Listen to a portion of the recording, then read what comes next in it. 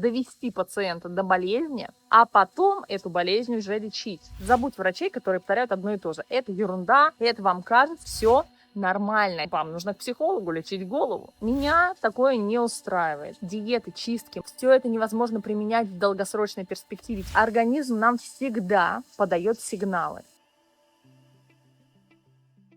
Как вернуть здоровье за 6-12 месяцев, даже если убивали его десятилетиями, без вложений, без обучения и без опыта. Меня зовут Ольга Фоминока, в 25 лет я вышла из диагноза вторичное бесплодие, которое мне поставили после 5 выкидышей, и рекомендовали мне только смириться и пойти на процедуру ЭКО. Я не смирилась, я нашла свою собственную систему, свой собственный путь, обучилась и теперь помогаю женщинам и их семьям забеременеть, даже если говорили, что это невозможно. Избавиться от хронических болей и диагнозов, вернуть энергию, молодость и легкость. Если бы мне сегодня пришлось пройти этот путь снова, я сделала все ровно бы точно так же. И сегодня я дам эту схему тебе в этом видео. 5 шагов, которые вернут тебе здоровье. Первое. Самодиагностика. Ты поймешь и узнаешь, что происходит в твоем теле.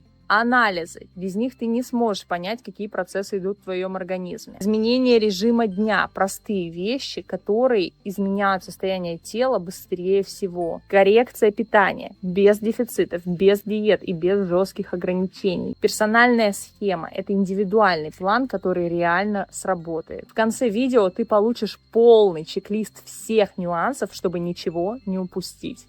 Почему 95% людей бросают попытки вернуть свое здоровье? Первая причина, потому что часто бывает так, что люди сдают анализы, даже полноценные такие хорошие чекапы, но не понимают, что там написано. А более того, большинство людей, имея симптомы, проблемы, жалобы, видят, что в их анализах все нормально, либо им так говорит врач, что в ваших анализах все ок. Тогда человек сталкивается с тем, что вроде бы с телом все окей, но у него есть боли, у него есть симптомы, и он не понимает, что с этим делать, врач ему не помогает, и человек просто бросает идею что-то изменить. Второй момент. Часто бывает так, что люди по каким-то рекомендациям, по советам, либо просто по наитию покупают БАДы, не знают, как их пить. Либо пытаются купить, но не знают, какие выбрать, что купить, какой лучше, потому что рынок БАДов сейчас очень широкий, вы можете выбрать разные ценовые категории. Кстати, люди зачастую выбирают то, что подешевле. Такими добавками вообще можно себе навредить. Бывает такое, что люди и покупают добавки, но это им вредит, они плохо себя чувствуют, и они отказываются от идеи что-то изменить с помощью добавок. И третье. Часто те, кто хотят изменить свое здоровье, улучшить его, вернуть его, они идут к врачам, на что они получают полную некомпетентность, либо стандартные рекомендации, которые собраны для всех, либо врач просто разводит руками,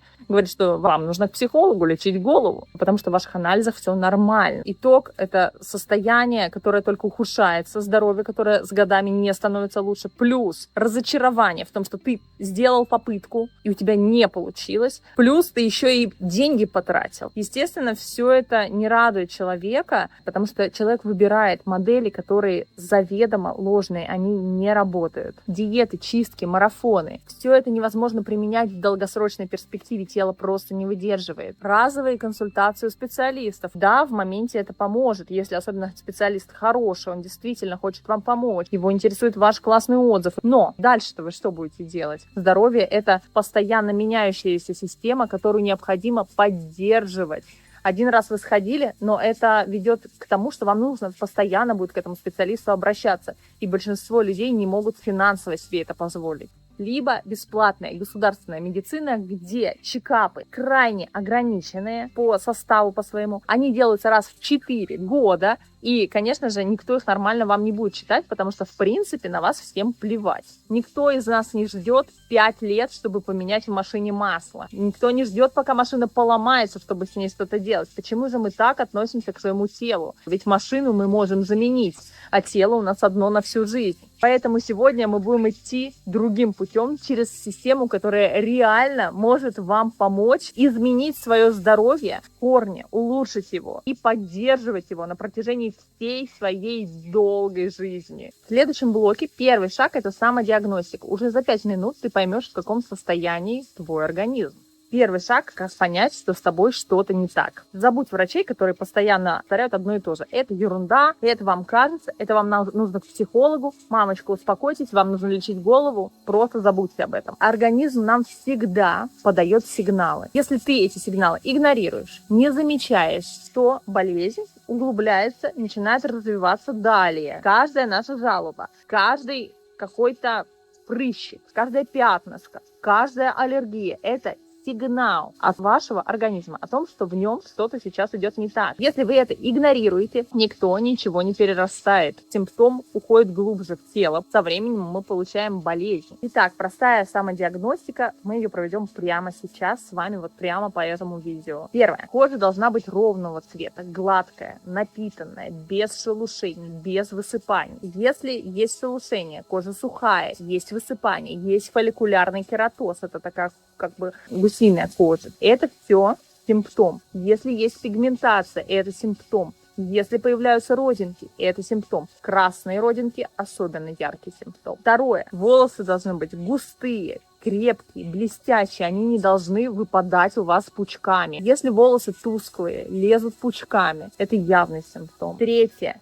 Ногти должны быть ровные, крепкие, без бороздок и пятен. Если ваши ногти или ногти вашего ребенка слоятся, загибаются, если они имеют какую-то непривычную для нашего глаза форму, если на них есть кровоподтеки, сколы, белые пятна, это не норма. Ваше тело кричит о дефицитах. Если у тебя есть какие-то отклонения, жалобы, это не вариант нормы. Это симптом, который твой врач, к сожалению, не смог разгадать, просто потому, что его не научили. Нету у нас такого понятия, как профилактика. Современная медицина работает таким образом, что сначала необходимо довести пациента до болезни, а потом эту болезнь уже лечить. Кто-то согласен на такой метод действия. Не нужно ничего делать заранее. Заболел?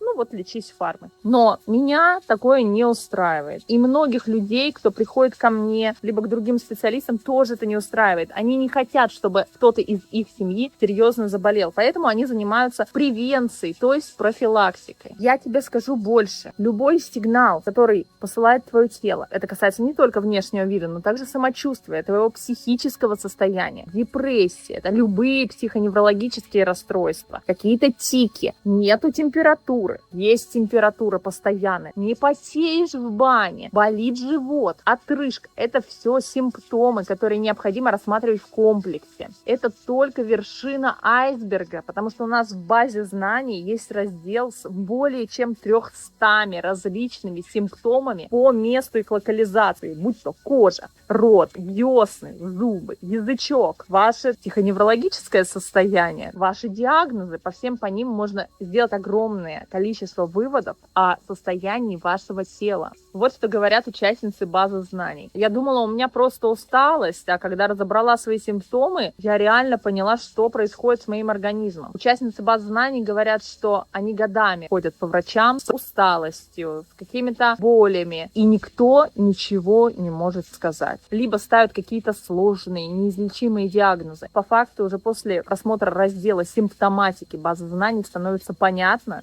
что происходит с организмом. Шаг 2 при работе с организмом – это составление своего дневника питания. Необходимо реально понять, что ты ешь. Зачастую люди думают, что они питаются правильно, мозг постоянно искажает картину происходящего. Мы думаем, что ой, да мы всего один раз за эту неделю где-то перекусили, но дневник питания покажет, как оно есть на самом деле. Как вести дневник питания? Первое, записываешь время, что съел, сколько. Второе, можно делать даже фото еды, и далее в галерее в своем телефоне вы увидите, в какое время данный прием пищи был. Третье, ставишь отметку, как ты себя чувствуешь после этого приема пищи. Также можно писать, как ты чувствуешь до. То есть некоторые люди едят по голоду, но большинство из нас иногда заедает стресс, ест за компанию. Но ощущения после еды еще более важны, потому что одни будут чувствовать энергию, мотивацию, активность, а другие будут ощущать упадок сил, боль в животе, отрыжку, плохое самочувствие. Это важно. Для того, чтобы реально увидеть, более-менее наш сформированный рацион,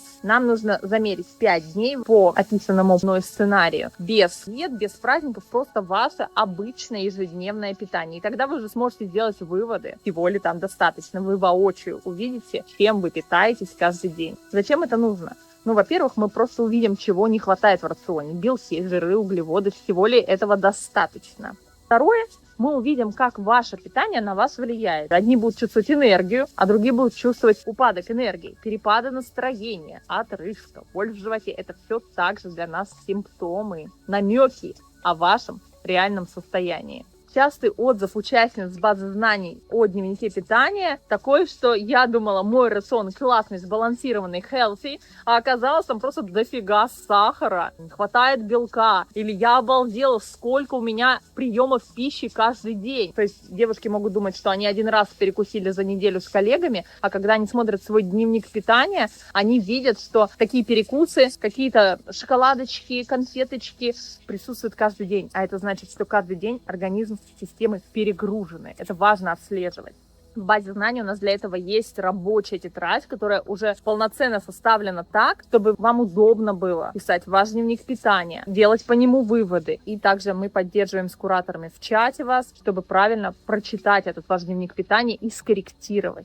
Шаг 3. Он нам очень важен, это этап анализов. Вот здесь вот многие обжигались, поэтому сейчас слушаем прям внимательно. Многие люди уже сдавали какие-то анализы, и по сути это были просто деньги, спущенные в унитаз, потому что либо они просто не смогли их расшифровать, эти анализы у них так и лежат на почте годами, либо они пошли с этими анализами к врачу, и врач сказал: а, у вас тут все нормально. Это значит, что пока я вам не могу никакой диагноз поставить. То же самое будет на УЗИ. Когда у вас есть по УЗИ взвесь в желчном пузыре, вам скажут: у вас все отлично, идите домой. А это значит, идите домой, подождем, пока взвесь превратится в камни, потом вы придете, и мы предложим вам удалить желчный пузырь, потому что желчекаменная болезнь – это уже диагноз. Врач его ставит и со спокойной душой отправляет вас на операцию. Хотите так или хотите иначе, предупреждать свои состояния до их образования. Вот для этого нам как раз важны анализы и именно правильная их интерпретация. Например, у мамочек есть частая фишка, что они видят, когда ребенок чешет попу, значит все, это глисты,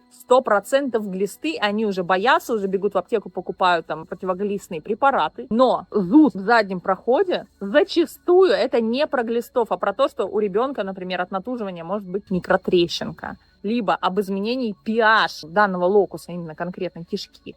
Почему-то об этом никто не говорит. Ну, потому что от трещинки в попе не нужно продавать препараты, а вот от глистов можно продать и фармпрепараты, и программы нутрициологов, потому как гнать глистов травами и так далее, и тому подобное. Но я сразу скажу, что травы, они тоже токсичны, это небезопасный метод. Итак, без анализов ты не узнаешь полной картины. И хотя врачи говорят: мы не лечим анализ, мы реально не лечим анализ. И симптомы мы тоже не лечим. Мы составляем полноценную картину о своем состоянии и далее уже начинаем с этим работать. Именно поэтому опытный клиницист, врач должен вам провести, минимум часовой осмотр. А вообще у неврологов это обычно протокол на 4-7 часов осмотр человека. Это для сбора анамнеза, ваших симптомов, и потом также посмотреть ваши анализы. Кто сейчас так делает? Никто. Поэтому мы вынуждены делать это самостоятельно. Итак, как действовать? Первое. Формируем список базовых анализов. Это тот самый базовый обязательный чекап, который необходимо вам будет сдавать раз в год. Далее. Берем расширенные панели в нашей базе знаний. Женское здоровье, гормональный баланс. Например, в вашей семье огромное количество людей страдает от сердечно-сосудистых заболеваний, либо диабета. Берете дополнительные анализы, проверяете, есть ли у вас уже сейчас предрасположенность к какому-то заболеванию из вашего семейного анамнеза. И третье. Вы можете использовать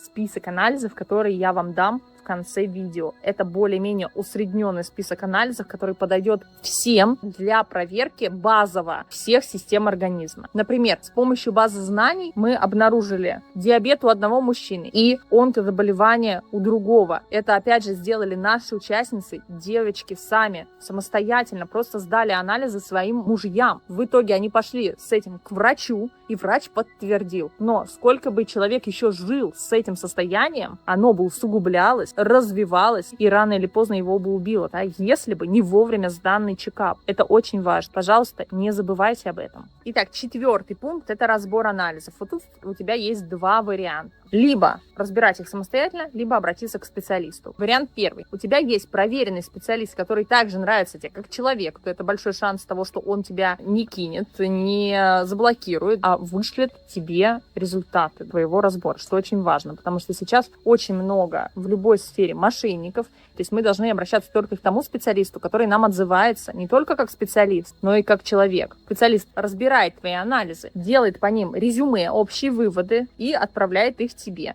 Здесь ты уже можешь дальше с этим работать.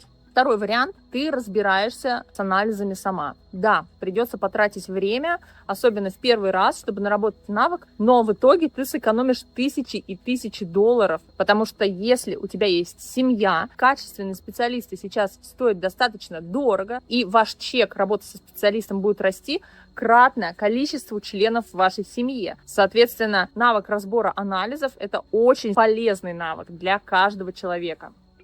Итак, почему важно понимать анализы самостоятельно? Хорошие специалисты, как я уже сказала, они стоят достаточно недешево. Ценник топового врача начинается от 400-500 долларов на одного человека.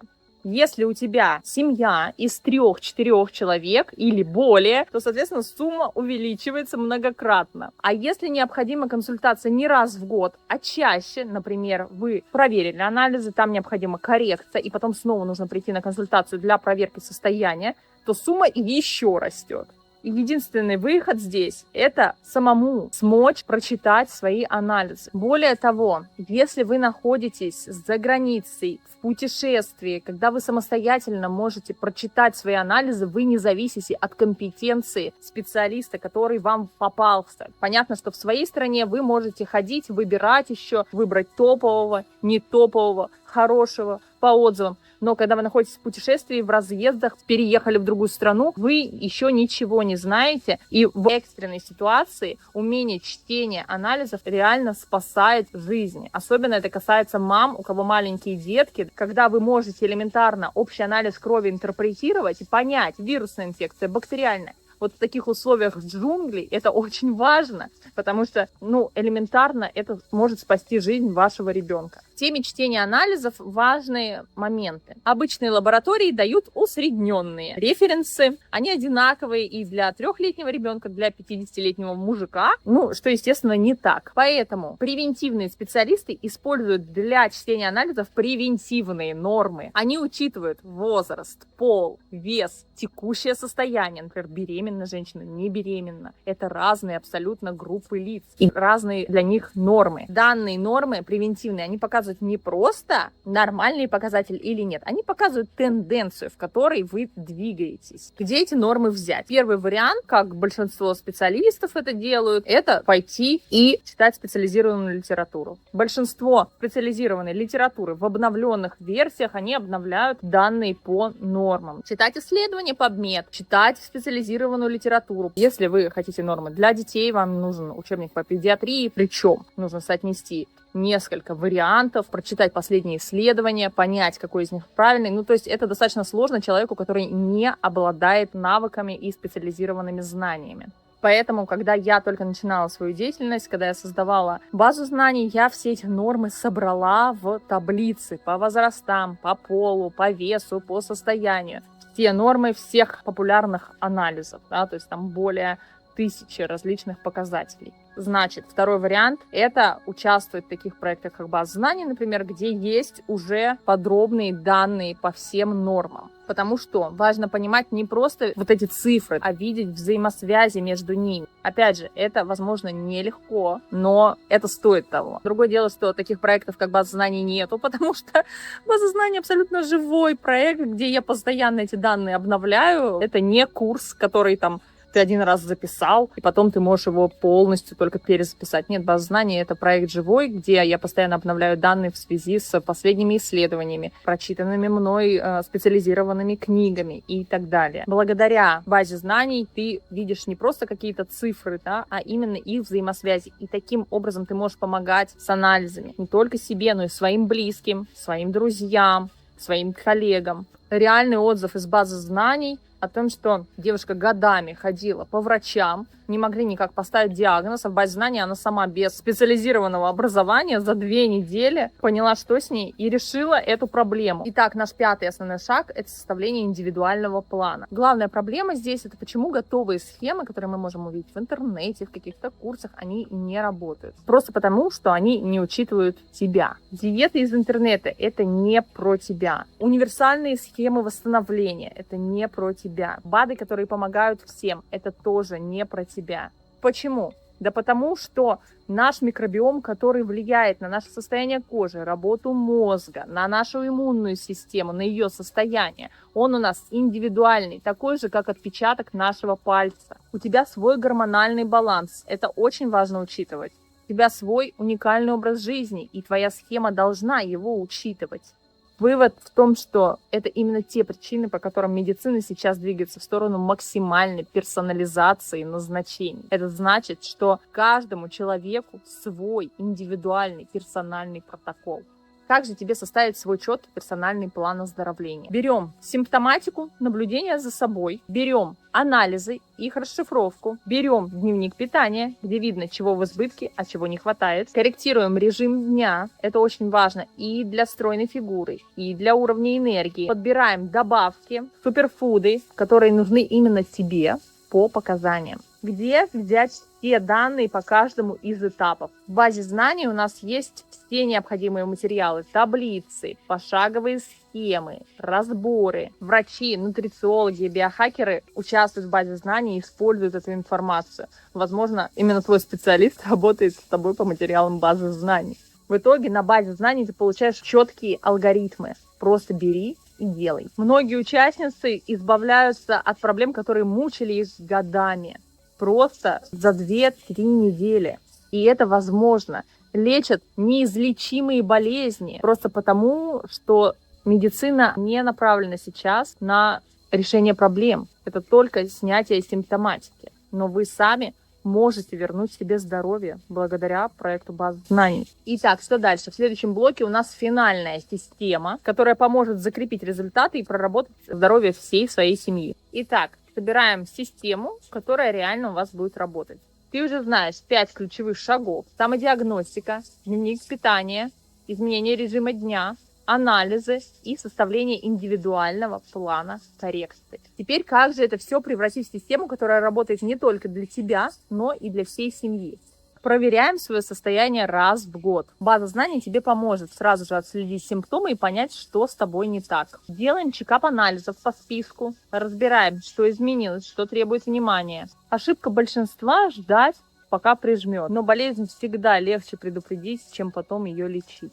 Дневник питания мы также можем делать не один раз, а регулярно, проверяя, как сейчас выглядит наш реальный рацион и чего в нем не хватает. Например, добавить белка, либо уменьшить количество углеводов, либо добавить немного клетчатки, либо уменьшить количество приемов пищи. Также благодаря дневнику питания ты увидишь, что дает энергию, а что у тебя ее забирает. Далее, 3-й шаг. Мы читаем анализы как открытую книгу. Помним, что врач ставит диагнозы тогда, когда проблема уже на своем пике. Мы же видим тенденции, корректируем здоровье заранее, чтобы не допустить проблему. Используем превентивные нормы, а не лабораторные. Разбираем не просто цифры, а их взаимосвязь и связь с вашими симптомами. Далее составляем ваш персональный план и адаптируем его под изменения. Начинаем обязательно с питания и образа жизни. Это 85% успеха. Добавляем нутрицептики, суперфуды.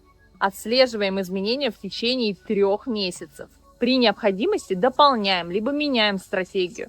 Ты не зависишь от врачей и не гадаешь, у тебя есть четкий план действий. Как это применяют уже сейчас наши участницы базы знаний? Во-первых, они делают схемы оздоровления не только себе, своим детям, мужьям, родителям, но также друзьям и знакомым. Выстраивают питание, режим дня и программ восстановления даже при учете ежедневного спорта и активностей.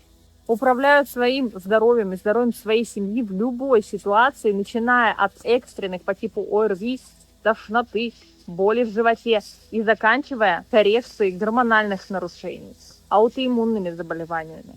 следующем блоке у нас будет 3 ключевых шага, чтобы пройти этот путь без ошибок. Тебе необходимо всего 3 вещи. Можно, конечно, попробовать разобраться самостоятельно, но это будет очень долго и дорого. Ведь она делает кучу ошибок. А можно взять уже готовую систему, которая реально работает. Наши 3 шага. Первое – это подробный план. Вот в этом видео ты увидела лишь 5% информации. Остальные 95%, которые необходимы тебе для того, чтобы полностью закрыть вопросы по здоровью и себя, и всей своей семьи, есть в базе знаний. Например, полные подробные схемы восстановления при разных состояниях. Таблицы анализов с превентивными нормами, разделенными по возрастам, по состоянию, по полу. Подробные методы работы с режимом дня, питанием, расслаблением. И помните, доступ к базе знаний вы получаете навсегда. Это будет ваша настольная книга по работе со своим здоровьем. Второй важный шаг, чтобы не допустить ошибок, это иметь готовые схемы, которые нужно просто взять и применить. Потому что большинство ошибок совершает человек, который пытается создать систему сам с нуля. Правильный путь – это именно взять уже готовую схему и адаптировать ее под себя. Это позволяет избежать большинства ошибок. На базе знаний у нас есть уже огромное количество методов и схем коррекции различных состояний, начиная от острых по типу ОРВИ, ветрянка, корь, и заканчивая сложными аутоиммунными патологиями, например, аутоиммунный тиреоидит, псориаз и так далее. Третий шаг, который поможет тебе избежать ошибки, это заручиться поддержкой профессионала. На базе знаний первые 30 дней я помогаю нашим участницам. И также у нас есть поддержка кураторов. Я покажу, как пользоваться базой знаний, помогу создать персональный план с помощью моей личной методики, которую я тебе передам, и проверю твой личный план оздоровления, чтобы ты не допустила ошибок. И даже после всего этого ты не остаешься один, потому что ты попадаешь в закрытое сообщество выпускников базы знаний, где люди делятся опытом, делятся советами, задают вопросы, получают ответы и постоянно находятся вот в этом сообществе единомышленников, получая поддержку, что очень важно на пути к своему здоровью. Это не курс, не обучение на нутрициолога. Это уже готовый алгоритм действий, который тебе нужно просто применить. Не нужно слушать 2-часовые лекции полные воды. Ты просто берешь, пробуешь и применяешь. Прямо сейчас оставляй заявку в лист ожидания базы знаний по ссылочке под этим видео. Там же ты получишь подробный чек-лист с описанием всех анализов для детей и взрослых, которые необходимо сдавать в свой ежегодный чекап. И также конспект к этому выпуску с учетом всех нюансов, чтобы ты могла применить новые знания. А пока ты решаешь, я покажу тебе людей, которые уже прошли этот путь и получили шикарные результаты. Теперь твоя очередь. Записывайся в лист предзаписи и начни свой путь к здоровью уже сейчас.